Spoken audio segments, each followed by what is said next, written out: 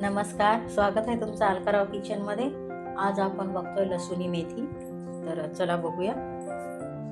त्यासाठी बघा मी इथे एक जुडी मेथी स्वच्छ धुवून बारीक कट करून घेतलेली आहे. तर मेथी जेवढी शक्य होईल तेवढी बारीक चिरून घ्यायची.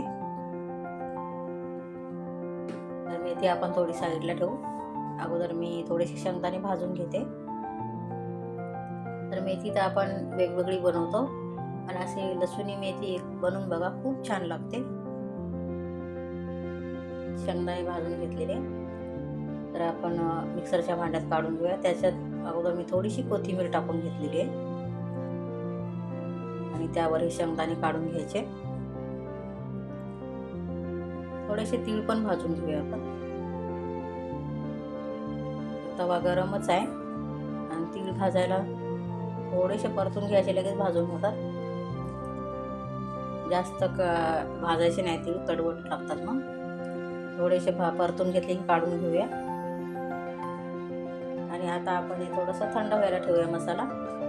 त्याच पॅनमध्ये मी थोडंसं तेल घेतलेलं आहे. तेलामध्ये थोडासा लसूण टाकून घ्यायचा आहे आणि लसूण थोडासा परतायचा. आणि आता त्यामध्ये ही जी मेथी आपण बारीक चिरून घेतलेली ती टाकून घेऊया. मेथी व्यवस्थित परतून घ्यायची आहे तेलावर. अशी मेथी परतून घेतल्यामुळं मेथीचा कडवटपणा पण कमी होतो आणि अर्धवट शिजलेली पण जाते. हे बघा, मेथी मी चांगली परतून घेतलेली आहे. मेथी परतताना झाकण नाही ठेवायचं आणि थोड्या मोठ्या गॅसवरच मेथी परतून घ्यायची. तर दुसऱ्या कढईमध्ये आता आपण थोडंसं तेल घेऊया. त्यामध्ये मोहरी टाकायची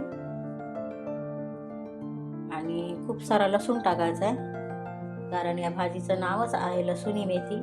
त्यामुळं लसूण भरपूर खूप टाकायचा आणि लसणामुळंच खूप छान चव येते या भाजीला. तर लसूण थोडासा परतून घ्यायचा. तर अशी लसुणी मेथी बनवली का मुलंही आवडीने खातात.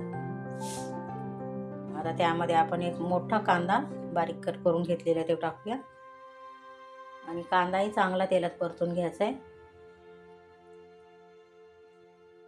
ते बघा, चांगला परतून घेतला कांदा.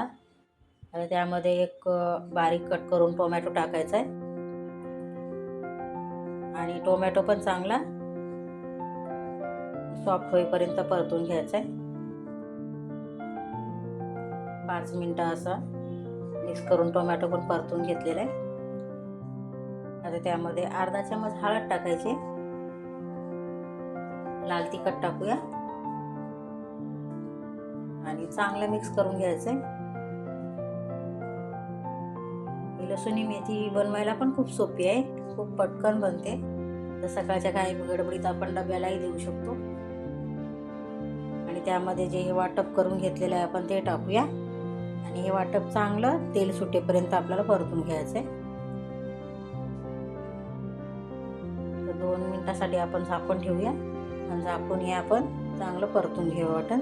जेवढं आपण वाटण चांगलं परतून घेऊ तेवढी भाजीला खूप छान टेस्ट लागते. ते बघा, चांगलं शिजून म्हणजे व्यवस्थित परतून घेतलेलं आहे आपलं वाटण, चांगलं शिजलेलं आहे. कच्चेपणा पूर्ण जाईपर्यंत आपल्याला असं चांगलं परतून घ्यायचं आहे. कांदा टोमॅटो सगळं व्यवस्थित परतल्यामुळं कच्चेपणा वाटत नाही. आणि थोडासा गरम मसाला टाकून घेतलेला आहे. आणि ही जी मेथी आपण परतून घेतलेली आहे ती टाकून घेऊया. अशी परतून घेतल्यामुळं मेथी आपली अर्धवट शिजते पण आणि कच्चेपणा पण खूप कमी होतो आणि कडवट पण लागत नाही. त्यामुळं अगोदर मेथी आपण चांगली परतून घ्यायची आणि अर्धा ग्लास मी गरम पाणी टाकलेलं आहे. तर जास्त पातळ पण नाही भाजी बनवायची आणि जास्त घट्ट पण बनवायची नाही. अशी लपतप अशी भाजी बनवून घ्यायची. 5 मिनिटासाठी झाकण ठेवून शिजवून घेऊ आपण. अरे बघा, आता किती छान कलर आलेला आहे भाजीला आणि भाजी शिजली पण चांगली.